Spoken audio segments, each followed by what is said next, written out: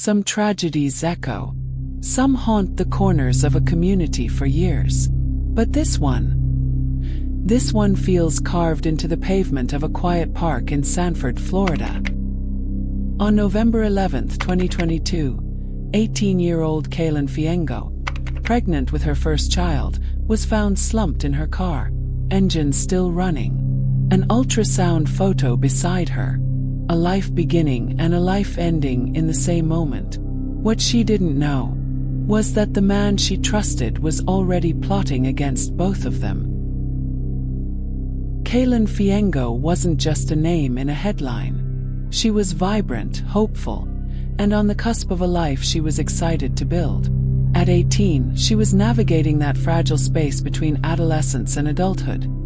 Finishing school, working toward her goals, learning independence, and embracing the unexpected joy of becoming a mother. Her family described her as gentle but strong, a young woman who could laugh easily, love deeply, and adapt quickly. Someone who was figuring out the world one careful step at a time. She didn't party. She didn't start drama. She wasn't reckless. She was simply living, making choices, nurturing dreams, and preparing quietly and courageously for motherhood. Her pregnancy wasn't a secret. It wasn't something she feared. It was something she embraced. But not everyone shared that sense of hope. And that difference would cost her everything. In Kaylin's world, Donovan Faison wasn't a monster. He was the boyfriend, the supposed father, the person she believed she could rely on. But beneath his calm exterior was a storm she couldn't see. Donovan lived with another woman. He was juggling lies, double lives, and suspicions from his primary partner. His ego was cracking under the pressure, and the pregnancy, Kaylin's joy, became his threat. When Kaylin sent him screenshots of 2 positive pregnancy tests, his response wasn't love, fear, or responsibility. It was one word: abortion. 3 exclamation points, 3 daggers, 3 clear signs of panic. And from that moment on, Donovan's intentions shifted from avoidance to elimination. As Kaylin moved through her pregnancy, the conversations between her and Donovan grew tense. Police would later call the messages disturbing, controlling, and escalating. Donovan wasn't just worried about his life unraveling. He was furious. He felt cornered. He felt exposed. And behind his anger was the pressure building inside his home, the suspicion from the woman he lived with, who sensed that something was wrong. Kaylin, compassionate and trusting, tried to keep things peaceful. She didn't want chaos. She didn't want drama. She wanted clarity for herself, for her child, for the future. But every attempt at dialogue pushed Donovan deeper into resentment. To him, the pregnancy wasn't a responsibility. It was a problem. And in the days before her death, that problem pushed him to make a horrifying decision. That night, Kaylin drove to Coastline Park, a small, quiet slice of Sanford where families walk after sunset and teenagers gather to talk, laugh, and breathe. Kaylin wasn't the type to drive around aimlessly. She wasn't reckless, but she was hopeful that Donovan would talk, listen, accept the truth, and step into fatherhood. She believed in second chances. She believed in calm solutions. She believed in people more than they deserved. Earlier that evening, Donovan had sent a chilling message to a friend, one police would later refer to as the most incriminating piece of digital evidence in the case. A message that hinted at planning, resentment, intent. And then Kaylin's phone went silent. Something happened in that park. Something irreversible. Something she never saw. A passerby noticed Kaylin's car parked oddly beneath a set of dim lights. The engine was running, headlights glowing faintly across the pavement. When officers arrived, they found Kaylin in the driver's seat, still, silent, and gone. Beside her was the ultrasound image. Tiny outline. A heartbeat she had been excited to meet. Police confirmed what her family couldn't bear to hear. Kaylin and her unborn son had both died before anyone could help. There was no accident, no misunderstanding, no random encounter. This was deliberate, and investigators knew immediately where to look, toward the man who wanted the pregnancy erased. From the moment officers documented the scene, nothing felt random. Kaylin's car showed no signs of forced entry. Her belongings weren't scattered. Nothing pointed to robbery, struggle, or a stranger slipping out of the night. This was personal, quiet, targeted. Detectives immediately pulled her phone logs, her last texts, her social media messages. And within minutes, a single name rose to the surface like a flare in the dark: Donovan Faison. Their communication leading up to her death wasn't vague or confusing. It was heated, short-tempered, and dripping with resentment. Donovan wasn't grieving. He wasn't confused. He wasn't even trying to hide. He was deleting messages. And detectives noticed instantly. In modern investigations, the truth doesn't always come from fingerprints or footprints. It comes from phones, the cold, permanent honesty of digital data. Police tracked Donovan's texts, his location pings, and his call patterns. Two things stood out. His phone pinged in the same general area as Kaylin's right before the murder. His phone went dark immediately after. To detectives, that timing wasn't coincidence. It was choreography. Meanwhile, Kaylin's final messages showed a girl trying to reason with someone who refused to be reasoned with. Calm questions, attempts at understanding, a willingness to talk. But Donovan's replies were short, aggressive, and escalating. And then came the message detectives later called the pivot point of the entire case. A text Donovan sent to a friend shortly before Kaylin left for the park. Police didn't release the exact wording publicly, but they described it as deeply incriminating, hinting Donovan was preparing to handle the situation. To investigators, it wasn't a conversation. It was a confession sent before the crime even happened. Investigators pieced together a second-by-second timeline using cell tower records, park surveillance cameras, local home cameras, vehicle movement logs, Kaylin's messages, Donovan's phone data, witness testimony. 7 p.m. Kaylin texted Donovan about the pregnancy, trying to talk. 7:32 p.m. Donovan's frustration escalated. 8:10 p.m. He sent the infamous message to his friend. 8:40 p.m. Kaylin left home and drove to the park. 9 p.m. A vehicle matching Donovan's was seen heading toward Coastline Park. 9:12 p.m. Kaylin's phone activity abruptly stopped. 9:20 p.m. A gunshot was reported by a nearby resident, though they didn't call it in at the time. 9:26 p.m. Donovan's phone dropped offline. 10 p.m. A car was seen leaving the park at high speed. 2 a.m. A passerby noticed Kaylin's car still idling. Every piece of data solidified the same conclusion. Kaylin had been lured there. She had trusted him, and he had used that trust like a weapon. One detail hit detectives and the public harder than any other.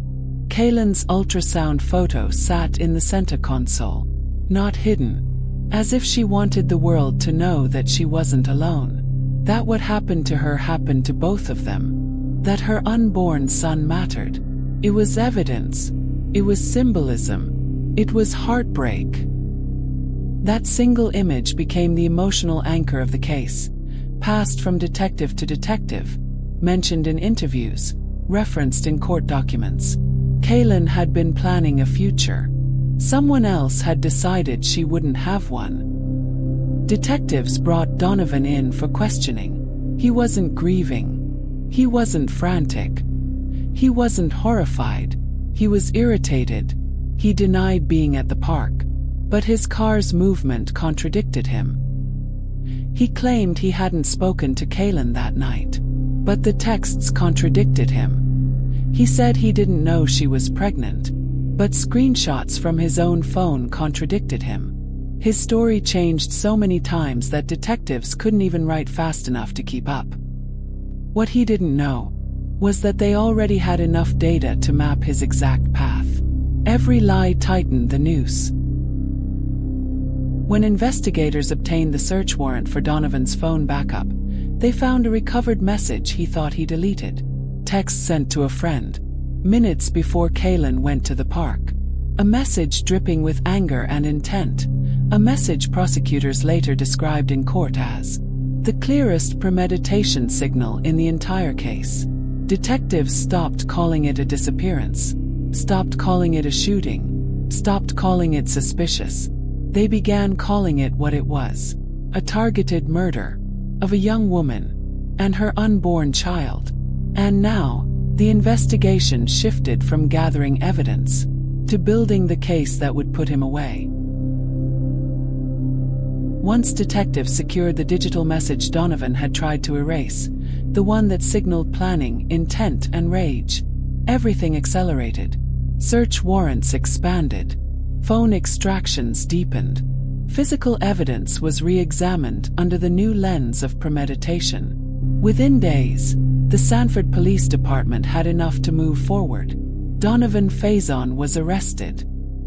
He didn't respond with shock or denial or disorientation.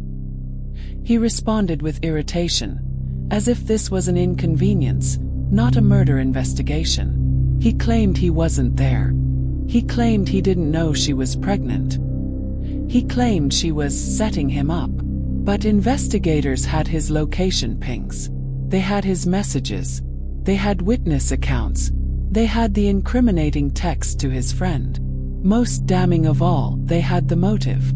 A pregnancy he demanded she end. A double life he didn't want exposed. A girlfriend he thought would quietly disappear. The walls were closing in. Modern homicide investigations don't hinge on confessions. They hinge on data, the kind suspects can't outrun. Detectives compiled Donovan's deleted messages, recovered fragments from his phone backup, cell site records matching his movements to the park, his car's path captured on nearby surveillance, witness timelines, Kaylin's message history, emotional context from days leading up to the murder. They even found Google search queries investigators quietly folded into the evidence record, searches that suggested Donovan was preparing for the confrontation, not stumbling into it. For prosecutors, this wasn't a puzzle.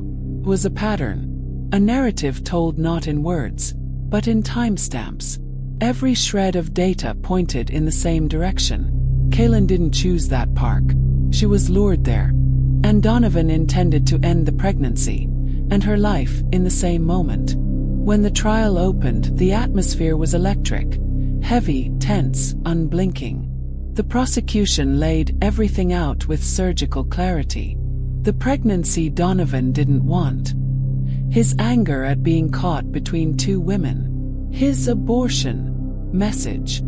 His incriminating pre-crime text to a friend. His presence at Coastline Park. The deliberate nature of the shooting. Kaylin's ultrasound photo beside her body. His attempts to delete evidence. His inconsistent statements. His motive: eliminate the problem. Photos of Kaylin. Images of the ultrasound. Digital footprints mapping her final hours. A timeline that felt like watching a flame die frame by frame. The jury saw what investigators had seen. A young mother who went to meet the father of her child. And a man who arrived with murder on his mind. Donovan's defense team attempted to argue reasonable doubt, suggesting unknown parties, random violence, or inconsistencies in witness accounts. But none of it held. The digital evidence was too precise, the motive too strong, the lies too many, and the ultrasound beside her too painful to ignore. When the jury returned, The courtroom fell into that tense stillness only high-stakes trials create. The verdict: guilty of first-degree murder, of killing an unborn child, of burglary. Donovan Faison was convicted on every major count. The state announced they would pursue the death penalty, citing a premeditation, a vulnerability of the victim, the murder of an unborn child, the emotionally manipulative circumstances, the danger he posed to others. It was a rare move, one reserved for crimes that strike at the heart of a community. Kaylan's family wept quietly, not in victory, not in triumph, but in release, the painful release that comes when the truth finally stands tall. Kaylan's story rippled outward, touching people far beyond Sanford, Florida. Her family didn't just lose a daughter, they lost a future. They lost a baby boy who never took his first breath. They lost the years of birthdays, holidays, laughter, and milestones that were waiting for them. Kaylan's name has since become part of broader conversations about intimate partner violence, about coercive control, about the red flags hidden in digital conversations, about the vulnerability of pregnant women in abusive relationships, about how quickly a young woman's trust can be weaponized. Friends described her as warm, soft-spoken, kind-hearted, a girl who should have been given the chance to grow up, to raise her son, to build a future she never stopped dreaming about. Now, her story stands as a cautionary echo, a reminder of the invisible dangers simmering behind closed screens and closed hearts. She is remembered not for her tragic end, but for her radiant beginning. Kaylan Fiengo was loved, she mattered, and she will not be forgotten. If you found this case fascinating, don't forget to like the video and subscribe. We post crime case videos every night. Until next time, stay sharp, stay vigilant,